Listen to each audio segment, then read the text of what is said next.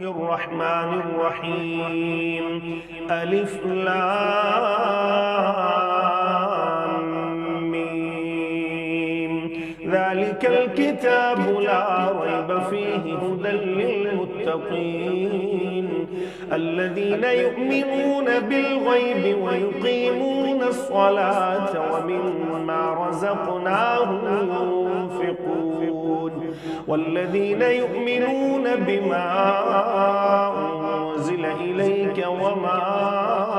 أنزل من قبلك وبالآخرة هم يوقنون أولئك على هدى من ربهم وأولئك هم المفلحون إن الذين كفروا سواء عليهم أأنذرتهم أم لم تنذرهم لا يؤمنون ختم الله على قلوبهم وعلى سمعهم وعلى أبصارهم غشاوة ولهم عذاب عظيم ومن الناس من يقول آمنا بالله وباليوم الآخر وما هم بمؤمنين يخادعون الله والذين آمنوا وما يخدعون إلا أنفسهم وما يشعرون في قلوبهم مرض فزادهم الله مرضا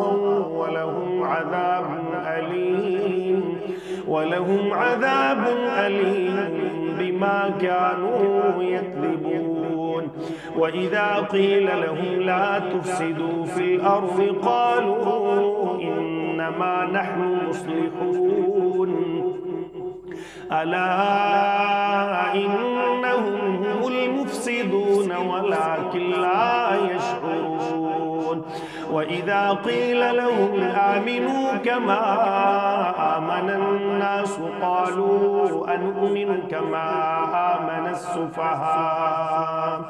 آمن السفهاء ألا إنهم هم السفهاء ولكن لا يعلمون وإذا لقوا الذين آمنوا قالوا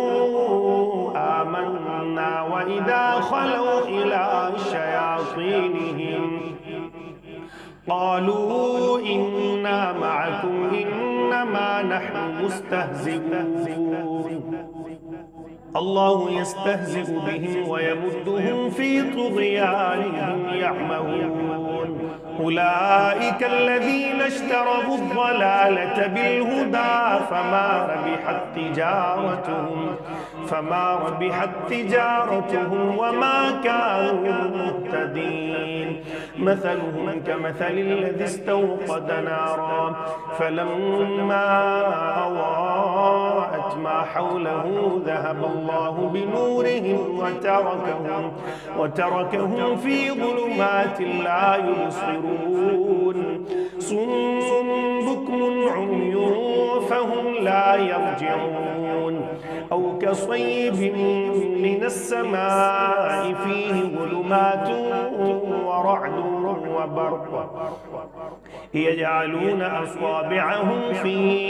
آذانهم من الصواعق حذر الموت والله محيط بالكافرين يكاد البرق يخطف أبصارهم كلما أضاء لهم مشوا فيه وإذا أظلم عليهم قاموا ولو شاء الله لذهب بسمعهم وأبصارهم إن الله على كل شيء قدير